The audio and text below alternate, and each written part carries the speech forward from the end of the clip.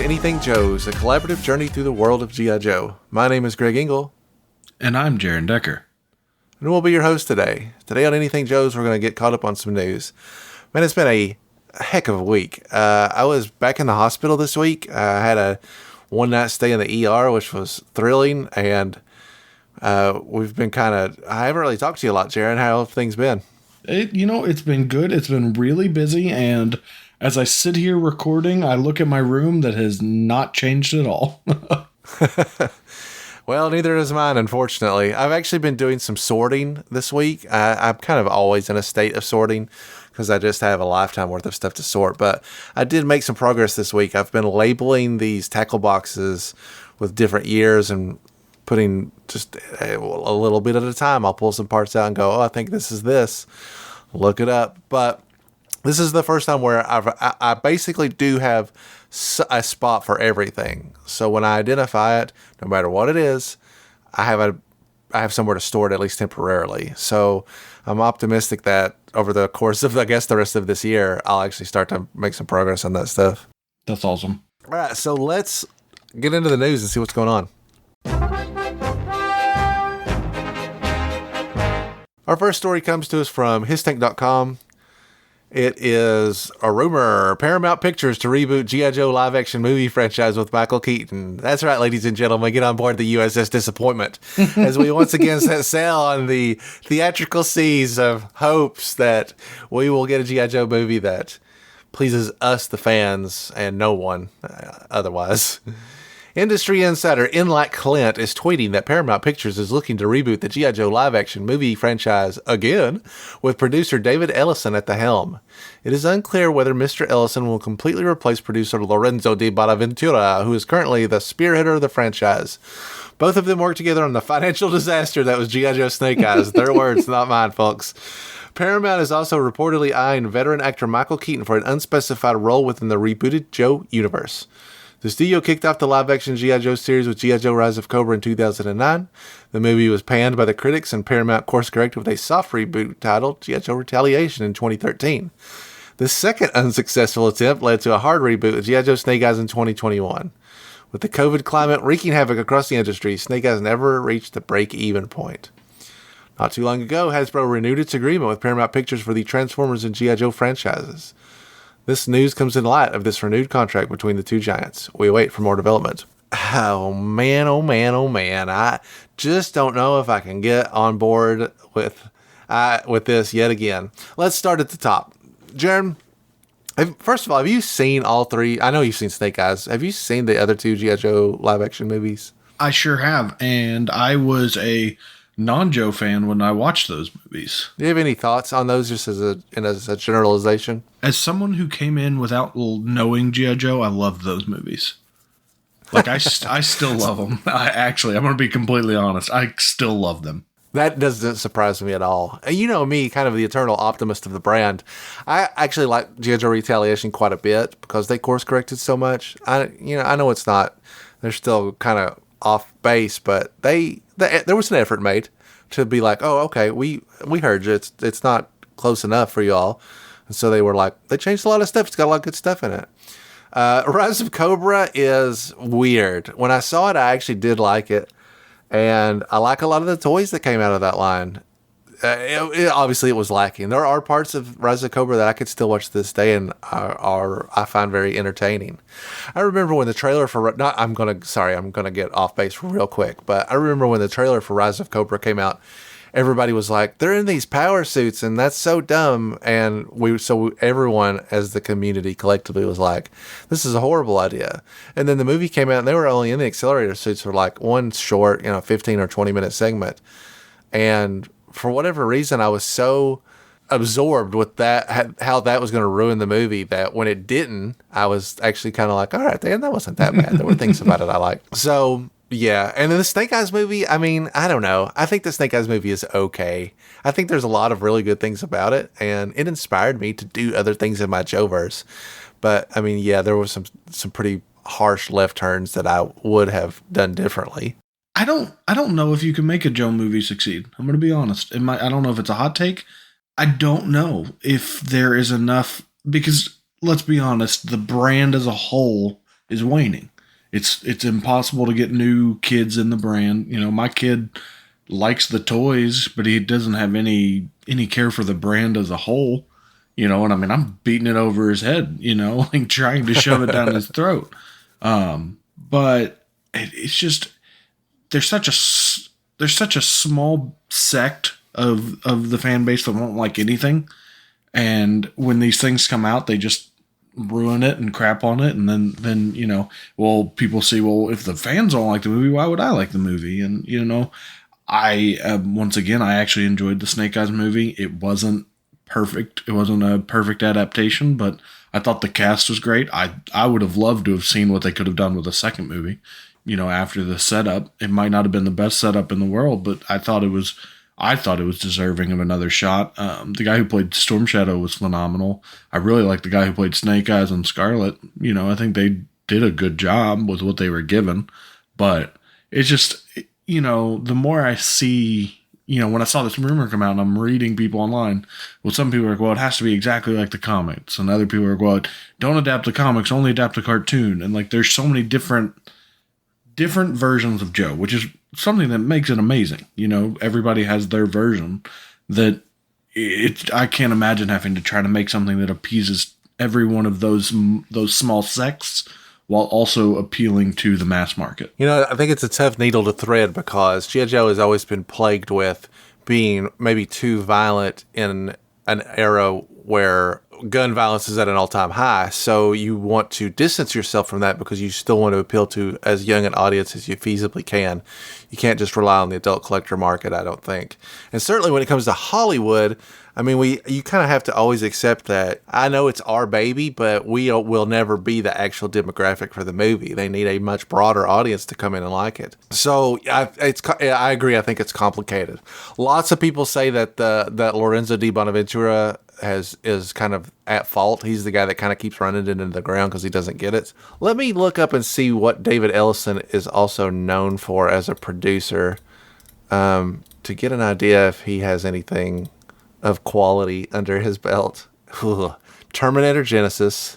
He did he's got some Mission Impossibles. This is just as producer or executive producer.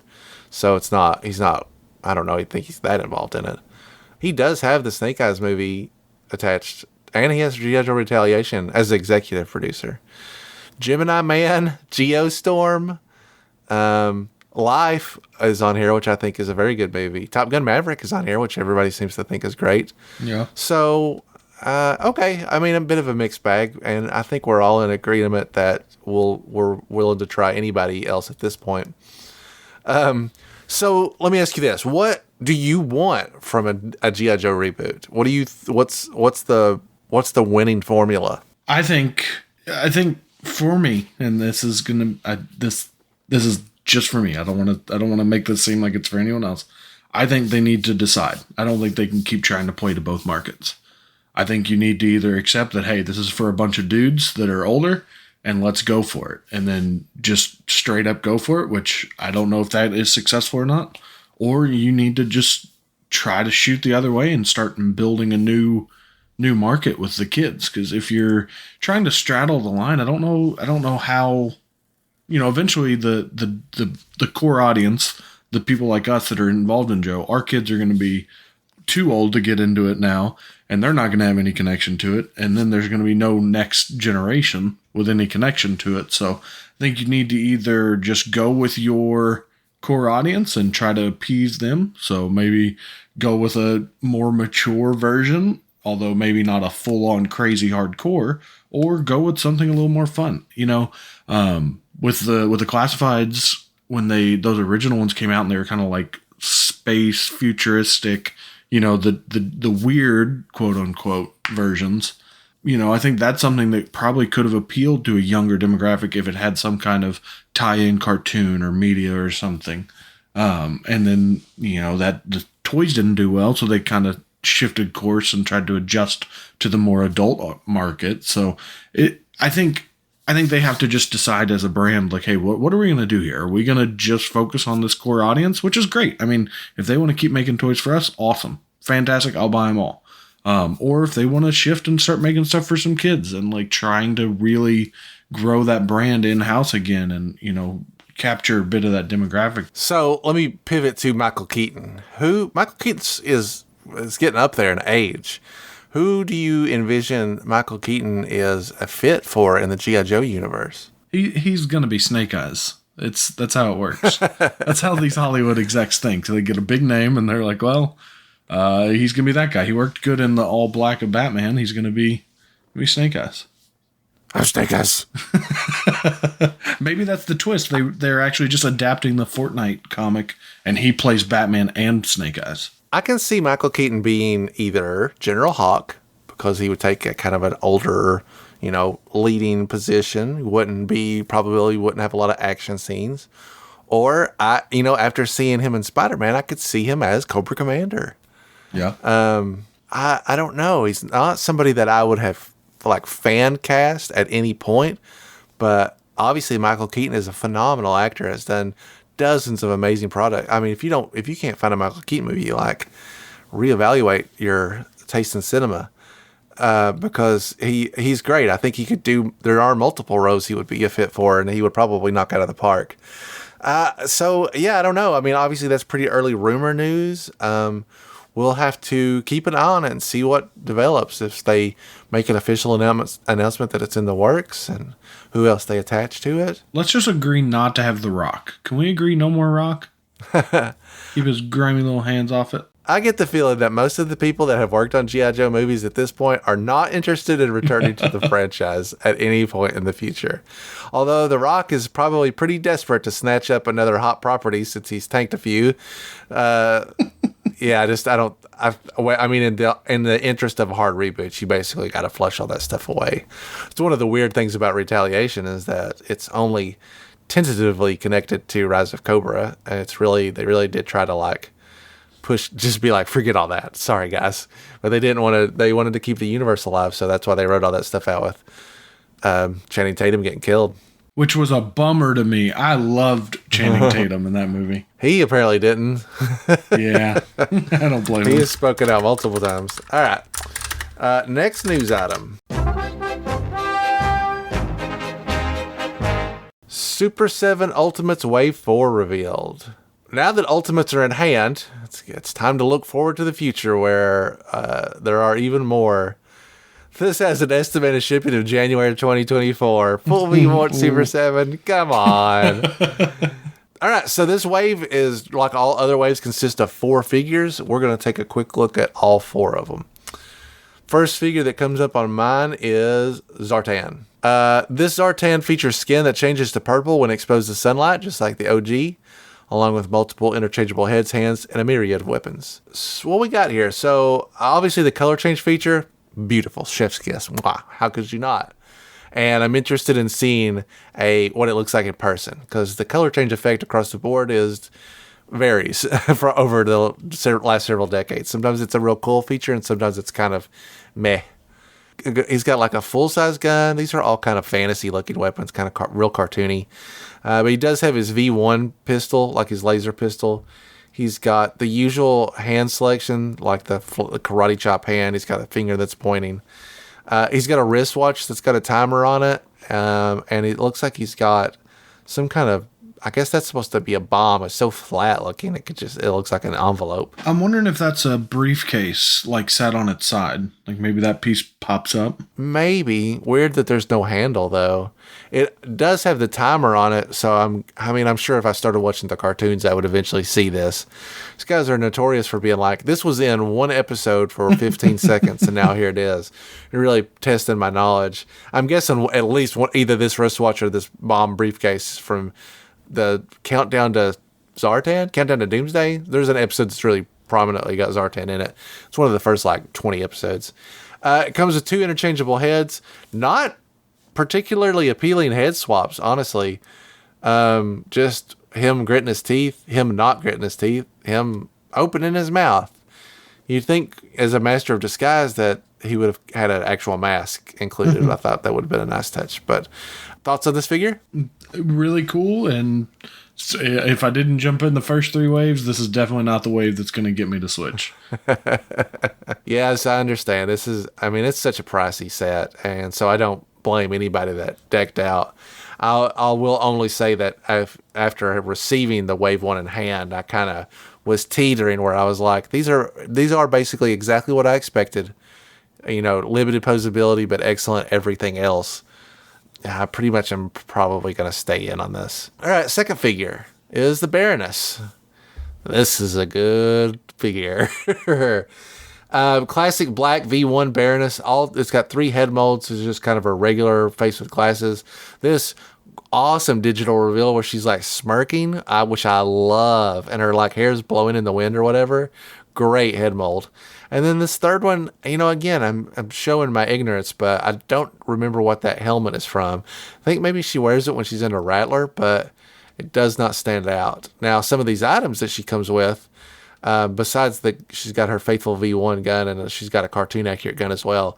I know the conch shell is from the episode where she summons these like maidens to do her bidding on all the women take over and the men are under her control. The snake basket was a tease also where it's robotic and it hisses out knockout gas. I'm guessing that's a bottle of perfume. There's an episode where she wears a perfume that controls people also. The camera is a little too vague for me, and also is that like holy hand grenade looking thing. I don't know what that golden chalice is supposed to be. And then she's got a adorable grenade that has the cobra. It looks like a big fat cobra, but it's a grenade. What do you think about this one? I don't care for it. This is one that I'm like, didn't they just release it? But I guess technically it was the blue version. I don't want to diminish it. It is a beautiful sculpt. It's a beautiful figure. It's just the deep cuts are really cool, but like I need more for $55. All right, Jaren, let's try the third one. This Stalker is basically more of the same. Okay, you got your gun that came with the OG V1. You got the laser gun. He's got an actual just regular old, I'm guessing that's an AK. Or an M16. It's a very recognizable machine gun. He's got his jetpack like from the pilot of the cartoon. He's got 3 interchangeable heads, which are all pretty good. The smiling one is a little off-putting to me because it's not how I envision Stalker, but I'll let it fly. Then he's got a dynamite. He's got a little radio receiver that has that same frequency. That must be something that's referenced more often than not. That must be their radio frequency, because a lot of the Ultimate Waves 1 stuff has got like it's either 8.02 or 802 on it. He's got a canteen, he's got binoculars, he's got another little pistol. Only has 4 extra hands, so that you are missing out on one set. Again, another good figure. Really, really like the paint scheme on this. It's very authentic. The more I see of these waves, the more I'm like, these are going to be pretty nice all lined up eventually, if I can afford it. These will be really cool for me to come look at yours. Jared, dare I ask, what do you think of the Stalker? Hey, it's Stalker. I mean, like it's when I think of Stalker from like the cartoon, this is what it looks like. But yeah, it's cool. Man, what an audience. All right, on to Gung-Ho. Gung-Ho is the final figure in this wave. He has basically the same thing. Comes with the exact same M16. Has a little tiny Wolverine model, which is pretty adorable. He's got his classic grenade launcher. I'm guessing that is supposed to be the shield that they reflect energy in on one of it's either a weather dominator. I'm going to stick with that. Although that's usually was on a base and like it has that little thing that it pivots on. Regardless, I've never seen that in the toy format. And he has his classic backpack. He has 5 interchangeable hands, which is weird.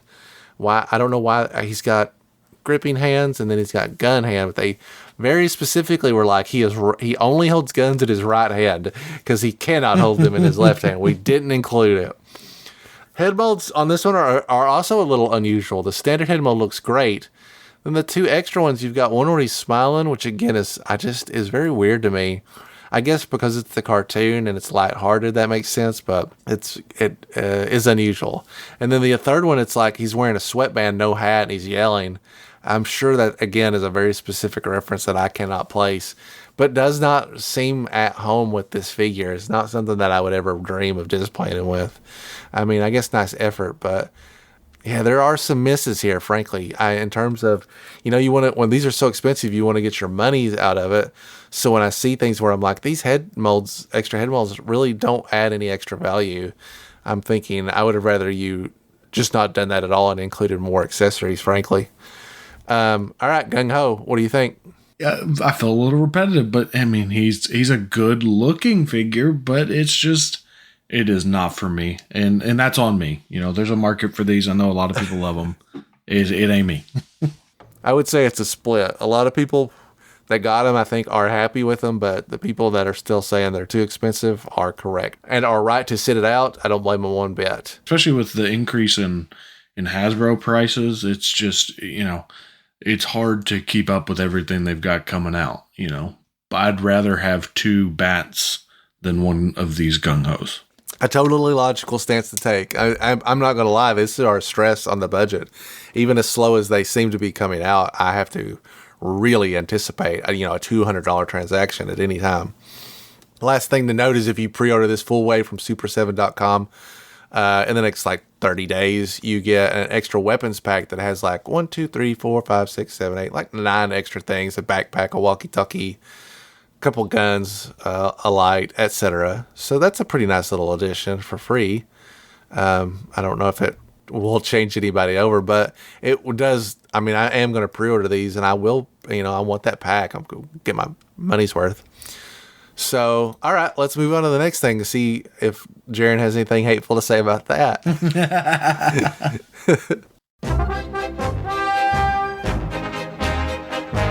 In an email, the company states it will begin reintroducing windows and blisters of the 6-inch lines, including Star Wars The Black Series, G.I. Joe Classified, Marvel Legends, Power Rangers Lightning Collection, later this year.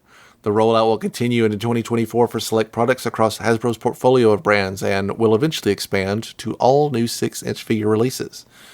The new windows and blisters will be made from bio-PET or recycled PET, helping us achieve our priority of meeting our fans' expectations for extraordinary packaging and superior design, while still developing packaging that minimizes waste and the use of virgin plastic, the company said. Notably, PET options were already being used prior to the removal of the windows from Hasbro packaging.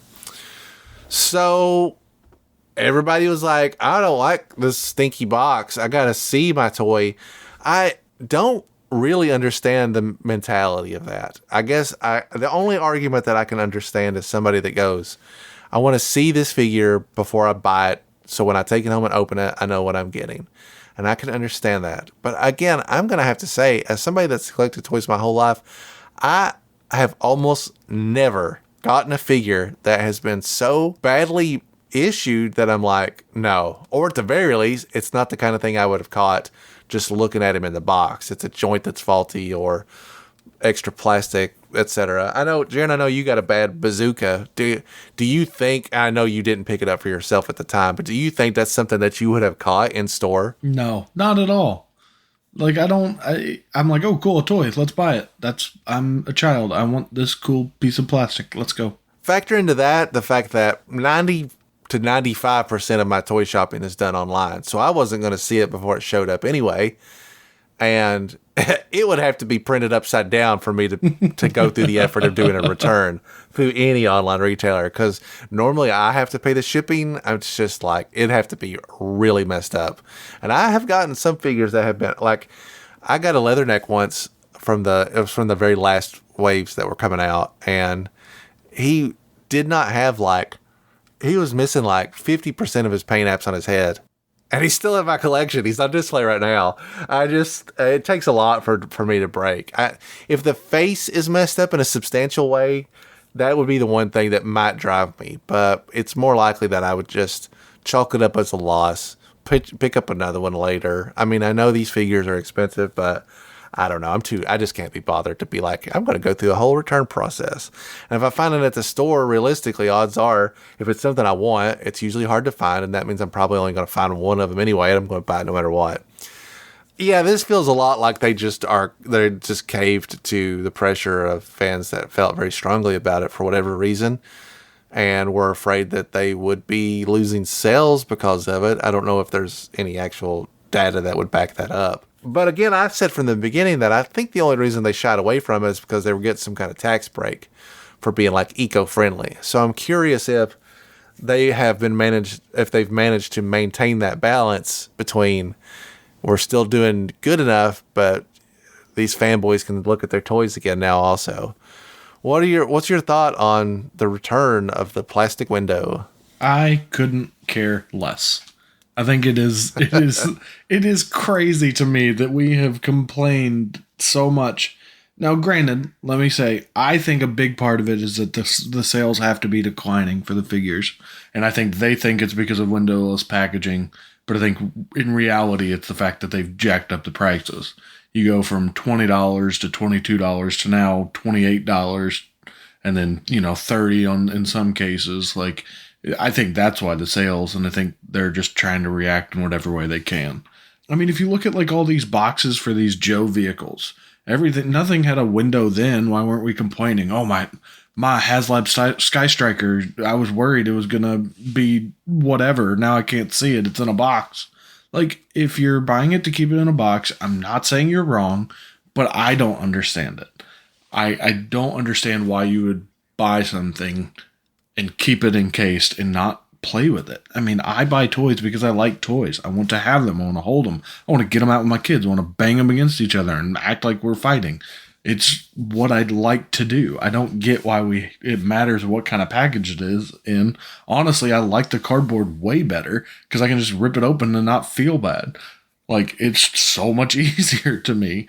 It's just, I don't get it, and if I'm wrong, somebody come yell at me on Instagram or whatever and tell me I'm wrong. That's fine. But I think it is crazy. And then you have all the people that are like, well, what if it got switched? I don't want to buy a tripwire and it end up being a Snake Eyes or, whatever, because everyone's buying all the tripwires. But it's not that hard. Or it's easy. If you think it's switched out, look at it. If the tape's been cut, okay, maybe it's been switched. If it hasn't, pretty good likelihood.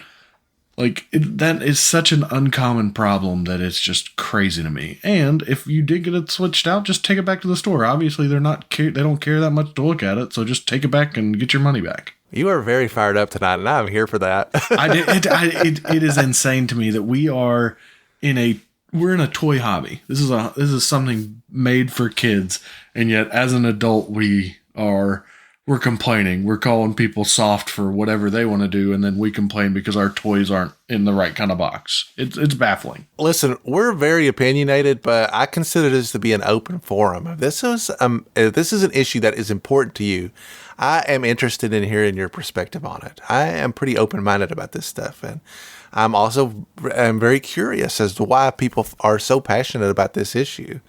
I don't feel strongly about it one way or the other. I did like that you could, in the cardboard boxes, the actual art got much more prominently displayed. But again, it's not like I'm sitting around looking at my unopened figures. They're just put away somewhere in the closet. That's why I have one to open also. Anyway, I agree with basically everything you said. I almost didn't even consider this to be a news item because I felt so soft on it. So I'm not going to spend any more time on it. We're going to move right on to the next thing. Smite times G.I. Joe. So it looks like the video game Smite is crossing over with G.I. Joe. Starting on April 18th, with update 10.4, you can access 6 characters from the G.I. Joe classified line. I'm specifically saying classified because the designs are very apparent. And it's, let me see if I can pull them back from memory. Duke, Scarlet, I'm going to assume Snake Eyes. Yep. Cobra Commander, Baroness, Storm Shadow. Correct. All in their classified gear. Looks pretty good, actually. They got somebody to cover the G.I. Joe song for this trailer that I've never heard before. It's not great, but it is of note that I'd never heard that somebody do a cover version of it before.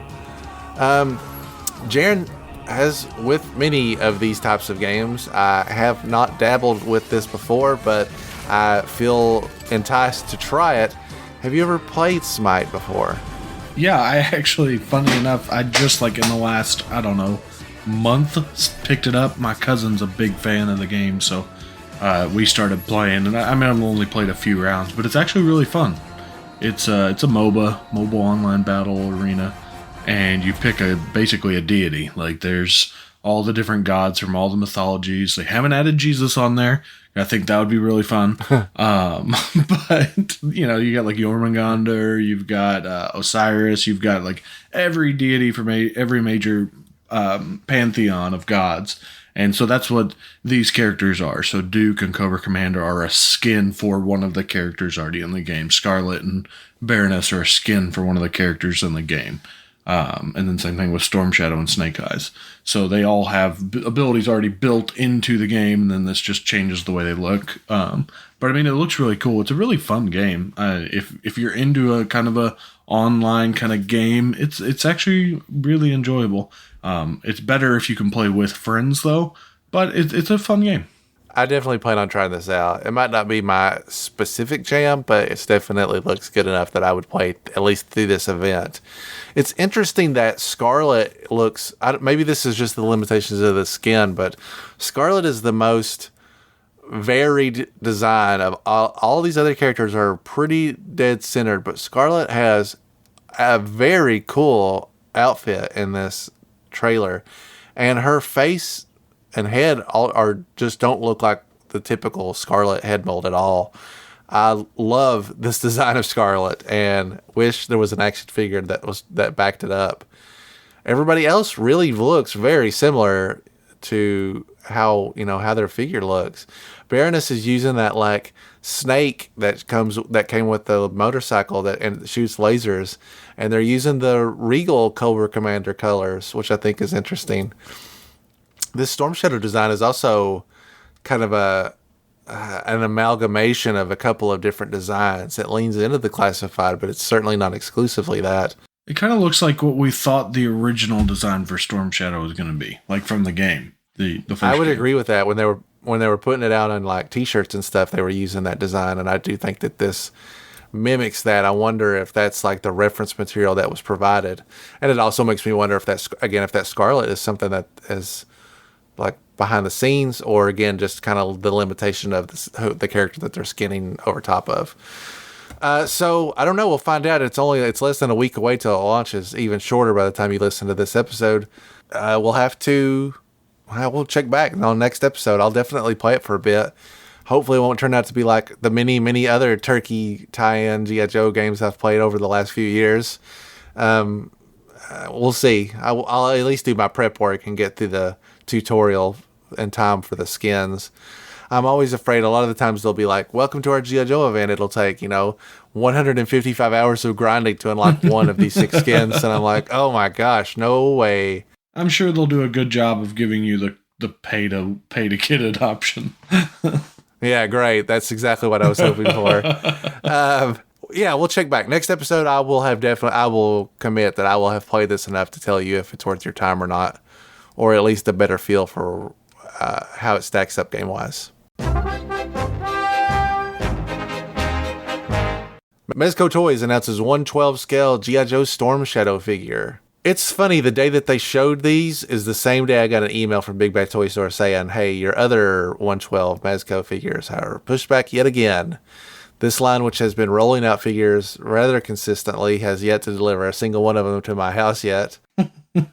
So it's hard for me to tell. I still don't really know how I'm going to feel about these because I have yet to really experience one of them. Having said that, I feel like I say this every time. This is a great looking figure. It's like V1, Storm Shadow is a Cobra era. He's got a bow and arrow. He's got a pair of sais. He's got a 2 katana. Let me see if I can even find his full accessories, because all these pictures, he's doing something different. I see throwing stars. Here it is. He's got 3, 6, 9, 18. 14 interchangeable hands. He comes with a base. He comes with 3 interchangeable head portraits, one of which it looks like he's mad. He's not mad. He's unmasked, which I'm really fond of that one.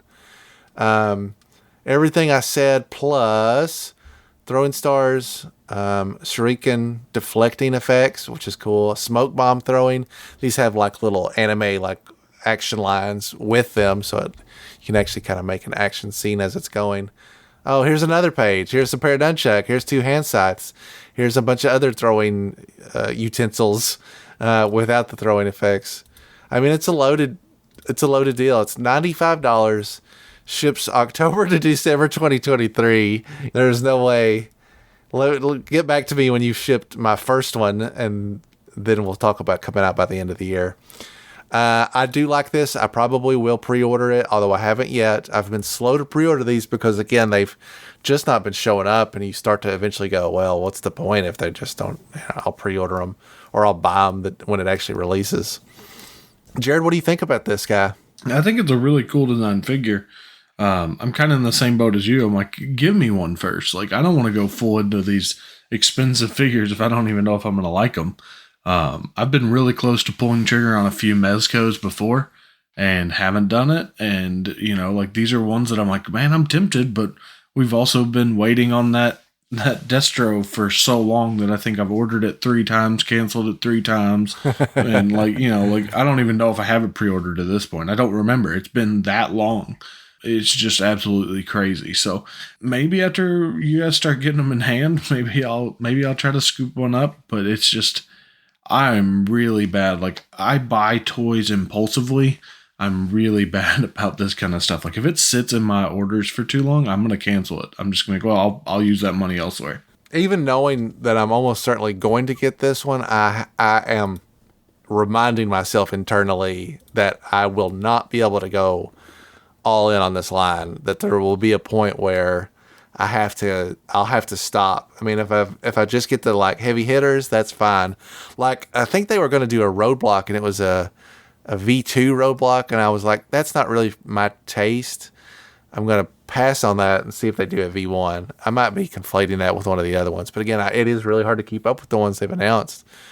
But so far, all the ones they've announced, I have wanted enough to be like, yeah, I'll probably plop down the money for it.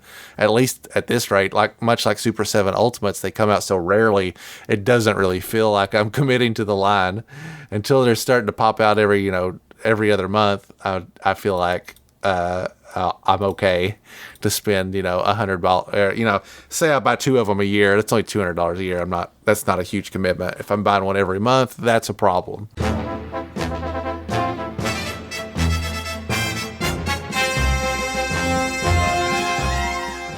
All right, so that's going to do it for us today. Thanks so much for listening. You can reach out to us at our email at anythingjoespod@gmail.com. We've had lots of people send in pictures of their collection like we were requesting on our last episode, and keep that coming. I enjoy looking through them. Even if we don't have time to respond to every single message, know that we're looking at enjoying your collection. I might actually try to get some of them together, and we'll put them on the next episode and just kind of look at how people are displaying what they've got, and we can talk through some ideas on what you've got going on with your room as well. I think that would be interesting. You can reach out to our email at anythingjoespod@gmail.com. You can find us on Twitter and Instagram at anythingjoespod. And you can find our YouTube channel just under Anything Joes. Thanks so much for listening, and we look forward to talking to you again in just 2 short weeks, where anything's available for discussion here on Anything Joes.